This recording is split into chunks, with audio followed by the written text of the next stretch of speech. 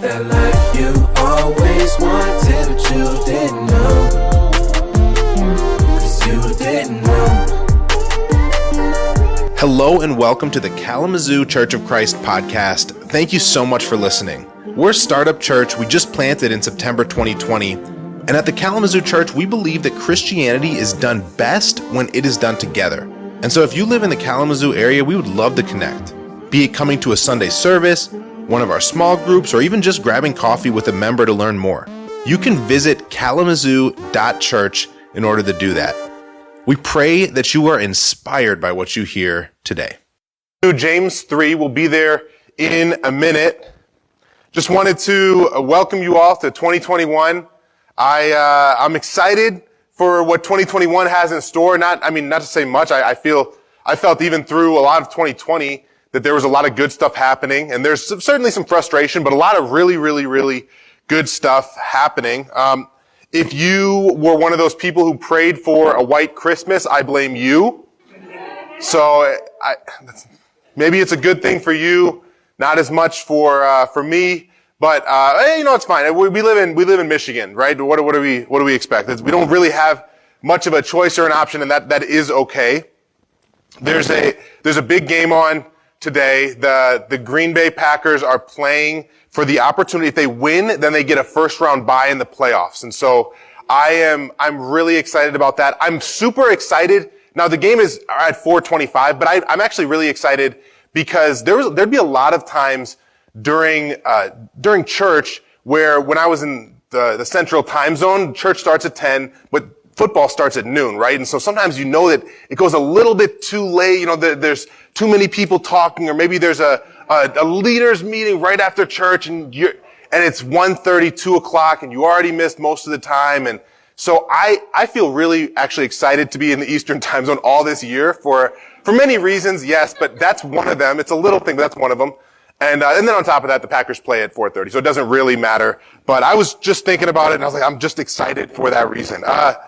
So I want to talk a little bit about what we're going to be doing for 2021.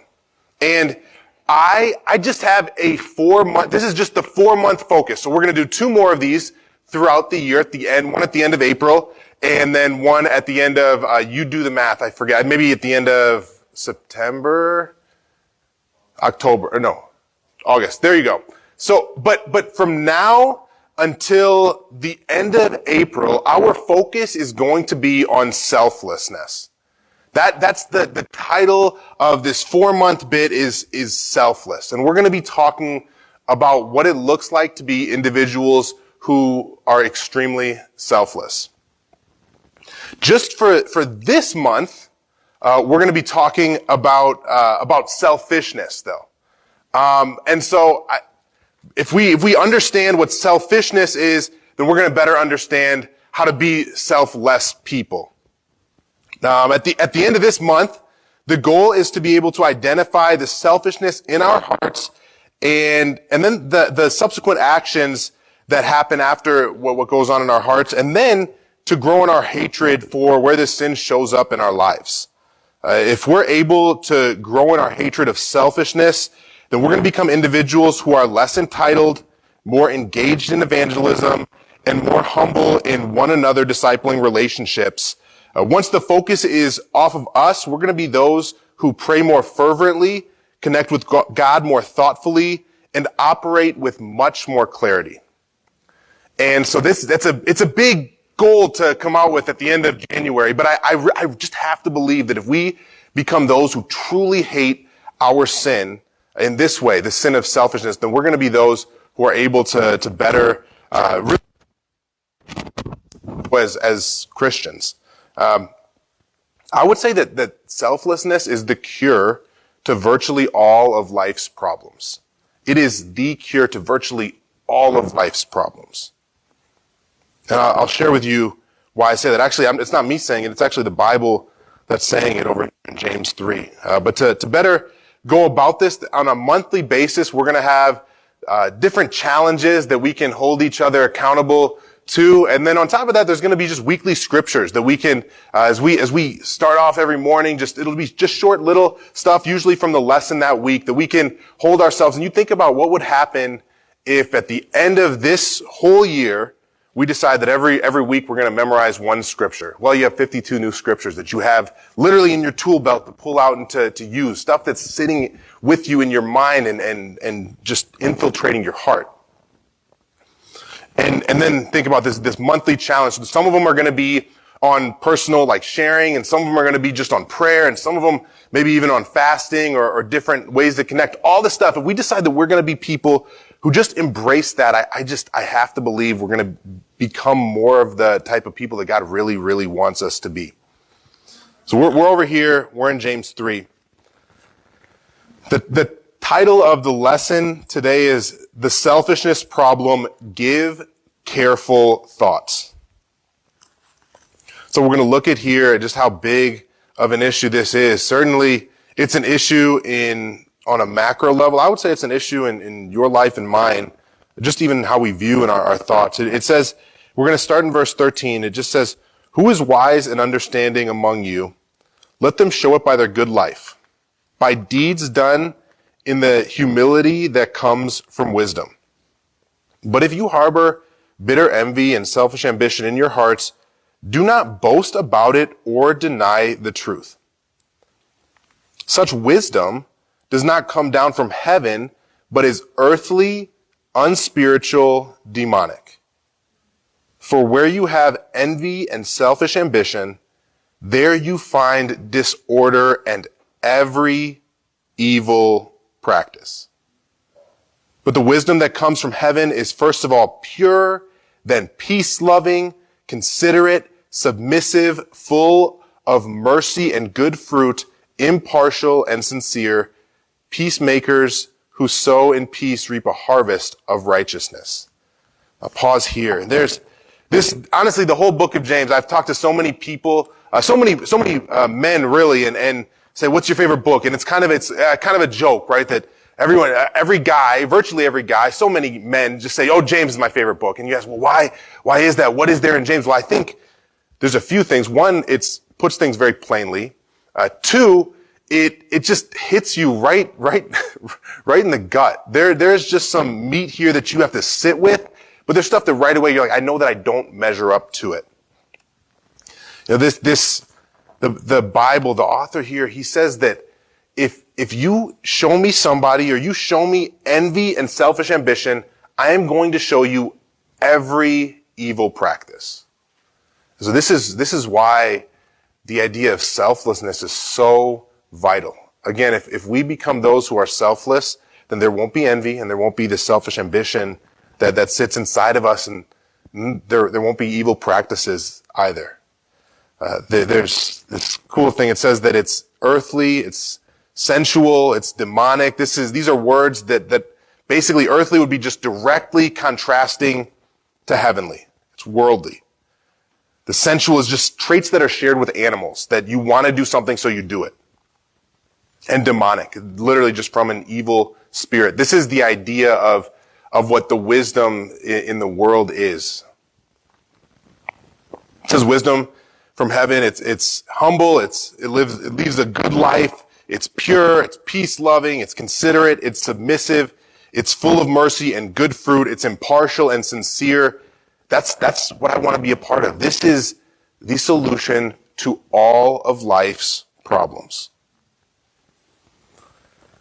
So these two words, again, just digging in a little bit, and then we're going to look at a specific narrative, but these two words, so envy would just be rivalry in relationships, not being able to celebrate with others when good things happen, and even comparing yourself in a way that says that I don't have enough and so that it can't relate to me. It's this subtle divisiveness that I am one person and I'm my own person, and you can't really understand and begin to understand what I'm going through. I hope that even as we're reading this, you see that there's a worldliness that's just pervasive, that is wisdom is what we're taught, and yet it's not what the Bible teaches. The Bible speaks directly against the idea that everyone's an individual, and so for that reason, I am held to an individual standard, and you cannot tell me what to do.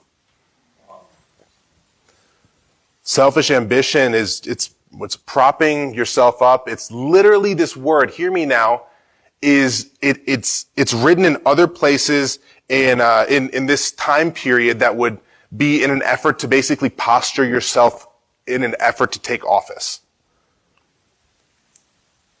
It's putting yourself forward. In nature, it's very manipulative. So as we talk about selfishness, I want us to use these two words to begin to help us define it and help us begin to look in our lives.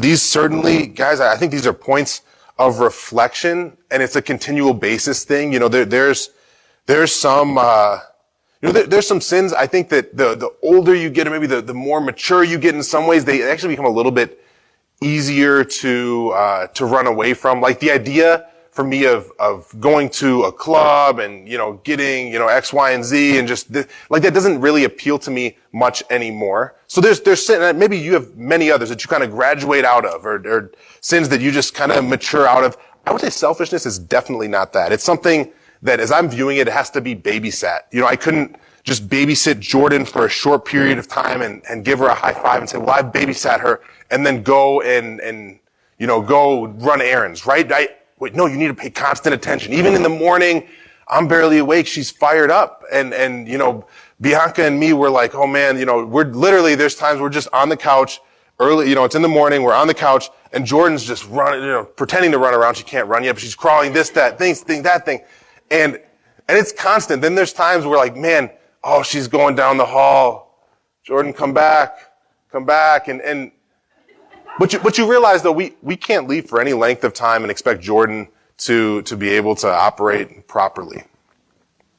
The same is true with us and our selfishness though, guys. It's something that we need to pay careful thought to all of the time. From now until we die, I don't think it's going to be something we say, well, we used to be selfless or selfish people, but now we're not. I wish, but I don't see it happening in my life. It's bigger than just physical possessions, and it's not just an American issue that you look at. It's also a heart issue deep inside of us. I hope that we can see that by the end of today. Please turn over to Haggai. We'll just look at this narrative of this group of people. Let me pull up. I don't know how often you turn to Haggai. For me, it's not super often. It's a really good book, a little short book. But we're over here and we're in Haggai. Really, so what's going on here is I just want to bring up the hearts of these individuals and share that they're not super different than the hearts you and I could have at different points. Basically, so God's people were sent away, and then 50 years passed, a new kingdom started to reign, and so God's people who were sent away were told you can come back into where you habitat, basically. And so when they said, okay, you can come back in, and now they're back in here, and they see that their houses are in ruin, and so is the temple. So Solomon's temple, beautiful, beautiful thing, but it's in ruin. And this is the heart of the people. We're going to read in Haggai 1. I hope I gave you enough time by sharing a little bit of background. Haggai 1 in verse 2, it says, "This is what the Lord Almighty says. These people say the time has not yet come to rebuild the Lord's house." Then the word of the Lord came through the prophet Haggai. "Is it a time for you yourselves to be living in your paneled houses while this house remains a ruin? Now this is what the Lord Almighty says, give careful thought to your ways. You have planted much, but harvested little. You eat, but never have enough. You drink, but never have your fill. You put on clothes, but are not warm. You earn wages, only to put them in a purse with holes in it. This is what the Lord Almighty says. Give careful thought to your ways. You go up into the mountain and bring down timber and build my house so that I may take pleasure in it and be honored, says the Lord. You expected much, but see, it turned out to be little. What you brought home, I blew away. Why, declares the Lord Almighty? Because of my house, which remains a ruin, while each of you is building your own house. Therefore, because of you, the heavens have withheld their dew and their earth its crops. I called for a drought on the fields and the mountains, on the grain, the new wine, the olive oil, and everything else the ground produces, on people and livestock, and on all the labor of your hands. Okay, so pause here. And so we've got these houses that are in ruin, and the people they're going back, and the first thing they can think is, let me spend energy and effort into building back my house, or rather my family's house. Let me just take my time and my energy and my resources and give God whatever was second or third or last. This is the idea that it's not just an American thing, it's deep inside of our hearts, that there's a selfishness to want to provide for, and you know what's the crazy thing, and this is what's so deceitful and deceptive about it, is that this selfishness is not, if you ask these individuals, hey, are you being selfish right now? I think they would respond, no way. I can't be, why would I be selfish? I'm providing for my family right now. And on top of that, this is what they would say, I think. On top of that, we know the scriptures. And actually, when David wanted to build God something amazing, actually, God said, it's in 2 Samuel 7, God said, I don't want to be served in that way. I don't need to be served in that way. And so, of course, God doesn't want it, so why would I give energy and effort to it? I want to really provide for my family. And then there's going to be time, maybe I'll be able to give to other sources, and then maybe we'll get around to building this temple from God. This temple that's supposed to be God's dwelling, or viewed as God's dwelling. So I don't think they view themselves as being selfish. This is the deceitfulness, though, of the worldly wisdom that's communicated in James so many years later. It's going to convince us that what we're doing is serving the greater good when it's simply serving ourselves. God is saying, give careful thought to your ways. I think God, if he was talking to you and I right now, I think he'd say the same thing. I think he'd say, in your spending, give careful thought. In what you watch or listen or consume, give careful thought. In what you spend your time on, give careful thought.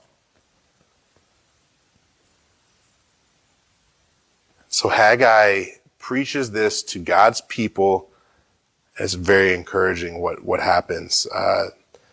Says in verse 12, Zerubbabel is a buddy of Haggai's. It says, then Zerubbabel, son of Shealtiel, Joshua, son of Josedek, the high priest, and the whole remnant of the people obeyed the voice of the Lord their God and the message of the prophet Haggai, because the Lord their God had sent them, and the people feared the Lord. Then Haggai, the Lord's messenger, gave this message to the Lord to the people. I am with you, declares the Lord. Pause. That's so cool, isn't it? Don't you want to be those who, when something is brought up to you, you think about how cool it is. God has every opportunity to say, well, you messed up, and I've given you so many opportunities, and you still don't get it, and your people, your ancestors didn't get it, so no, it's not worth it, and no. Instead, he says, I am with you. If you just listen, you turn. It says that even in Jeremiah, it talks a little bit about God's basically his heart. And if you turn your way at any point, I'm going to be with you. Same kind of thing here, that he's saying to his people, I am with you. And so these people begin to build. And we're gonna skip this building process over the course of a little bit of time, like a month or 2 months or so. We're gonna skip the building process, and we're gonna go to the little bit of the finished result. And so this is why I'm saying it has to be babysat, this selfishness and this view that what I do right now only impacts me and not everything else. Here in Haggai 2, verse 10,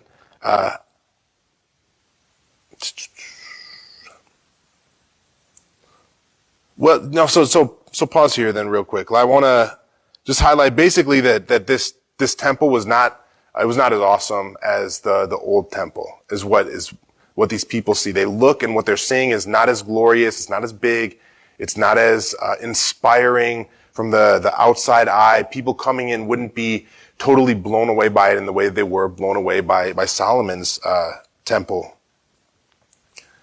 And then there's this little this parable, if you will, this little illustration that's given from the Lord to Haggai. It's in verse 10. It says, "On the 24th day of the 9th month in the 2nd year of Darius, the word of the Lord came to the prophet Haggai. This is what the Lord Almighty says. Ask the priests what the law says. If someone carries consecrated meat in the fold of their garment, and that fold touches some bread or stew, some wine, olive oil, or other food, does it become consecrated?" The priest answered, "No." Then Haggai said, "If a person defiled by contact with a dead body touches one of these things, does it become defiled?" "Yes," the priest replied, "it becomes defiled." Then Haggai said, So it is with this people and this nation in my sight. Whatever they do and whatever they offer there is defiled. Now give careful thought to this from this day on. Consider how things were before one stone was laid on another in the Lord's temple. When anyone came to a heap of 20 measures, there were only 10. When anyone went to a wine vat to draw 50 measures, there were only 20. I struck all the work of your hands with blight, mildew, and hail, yet you did not return to me, declares the Lord. From this day on, from this 24th day of the 9th month, give careful thought to this day when the foundation of the Lord's temple was laid. Give careful thought. Is there any seed left in the barn? Until now, the vine and the fig tree, the pomegranate and the olive tree has not borne fruit. From this day on, I will bless you. I'll pause here. Dropped all my notes there. There's this illustration that's given from God, then to Haggai, to the people, and he says, so if there's this thing that is in good, whatever, this bad thing that comes in contact with the good, what happens? And he says, well, it becomes bad. And then he says, well, if there's this bad thing this unclean thing that I come in contact with good, then what happens to it? Well, the good thing becomes bad. And this is a lesson for you and I think as I think about it, there's like the shades of this narrow road or the narrow gate that's just saying it's way easier to be led to impurity than to be those who are pure. In life, not just sexually, but just literally in life, it's way easier to be those who are led to the world's wisdom than it is to be those who influence the world. And the call for us, this is the same call that I hope you hear it ringing out to you even right now, is just give careful thought to your ways. Everything you do is extremely important right now. And tomorrow and the next day, you know what? It's not going to change. It's not more important today than it will be tomorrow, but hear me that everything you do is very important today. We can go back to James 3. We'll kind of bring it in for a little bit of a closing here. God is telling these people, hey, and this is the give careful thought too. As you give careful thought, I think it's so valuable to when we look at the world. He's saying, hey, give careful thought to what happened to you when you were there. And perhaps we are some people, man, this is the new wine, old wineskins, that it's so easy for you and I to become those who look at the world and say, well, that was fun back then. And no, he says, give careful thought. Well, how was your life prior to coming to a knowledge of the truth? Maybe you're sitting in this audience, maybe you're listening online and you're thinking, my life is not great. That's what God is saying. He's saying, no. Think about what was happening when you chose not to follow me. This is what was happening, not good stuff. For you and I can speak honestly, not good stuff was happening. Way less friendships, way more security or peace, or way less rather security or peace. There was just this constant in the back of my head that something's wrong. And I was able to operate somewhat effectively, but in the back, there was always something that just, this is not right. And why would I want to go back to that? God is telling these people, hey, remember when you didn't follow me, good stuff didn't happen. We can look and think the same thing, that this is going to bring us to a state of understanding the depth of our selfishness, to see, well, when it's not babysat, this is where we are led. Let's read it again. James 3:13 says, "Who is wise and understanding among you? Let them show it by their good life, by deeds done in the humility that comes from wisdom. But if you harbor bitter envy and selfish ambition in your hearts, do not boast about it or deny the truth." So the world, this is what I'll say, is going to boast about their view of selfishness. It's not an us versus them. It's just a reality of where we live. The understanding of envy being that you cannot relate to me. I'm my own person. And then selfish ambition being I'm going to posture myself up. The idea, I hate it, but I don't know if you've ever been to like a job fair or a career fair or something like that. It is so outrageously stressful and so fake that every interaction, I'm like, man, I got to put my best foot forward. I can't make a joke, or maybe I should make a joke, or should I ask them about this, or maybe I should. That is literally the world's wisdom, directly combating what God's wisdom is. So such wisdom does not come from heaven, but is earthly, unspiritual, demonic. For where you have envy and selfish ambition, there you find disorder and every evil practice. Family, our selfishness, it just has to become something that we hate. And I said our selfishness, you see it as your selfishness. It has to become something that you hate. I'm saying it for myself. Writing this lesson, there was numerous times I'm like, maybe I shouldn't say it this way. Maybe it's just because then if you believe that you're the exception of the rule, that has to become something that you hate. If you believe that your problems are different or more important, that has to become something that you hate. If your desire is to prop yourself up or to be viewed in one way or the other that's anything different than who God made you, that has to become something that you absolutely hate. This is not just the action, it's the whole thought process behind it. But I believe that selflessness, it's the key to wisdom, isn't it? What the Bible's saying, you remove these two things. And I guess, guys, if we look at it in so many ways, the issues that the world has, you sit with yourself for any length of time, you're like, there's so much that I have to improve upon. And then the Bible's saying, wait, if you just focus on this area, everything else is going to improve and get better. If we just focus on giving and the idea of selflessness and hating our selfishness, we're going to be able to get rid of every evil practice. And that is such a joyful and certainly there's a deep lesson, but I think there's such a joy. There's a light at the end of the tunnel, that it's something that we don't have to focus on 100 things. God is saying focus on a couple and great things are going to happen. I am going to bless you. I am totally with you. Our obedience to God's word, it literally ensures our success. Without our obedience, without us in this room, you know what God's going to do? He's still going to work. He's still going to work powerfully in Kalamazoo, but he might not use us in the way that we want him to, and he certainly is not going to use us in the most powerful way for his kingdom. He's going to choose somebody else and do amazing things, but I just want to be a part of it. Amen? Yeah. Awesome. So as we sit with it this week, I just pray that we can really consider the idea of selfishness and just begin to truly hate our selfishness. And with that, Karin's going to come up and lead us to the cross. Thank you so much for listening to the Kalamazoo Church of Christ podcast.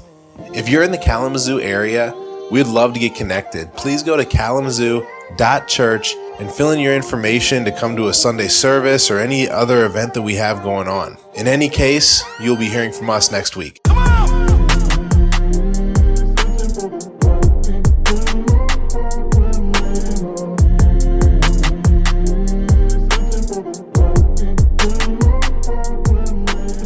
Saving souls.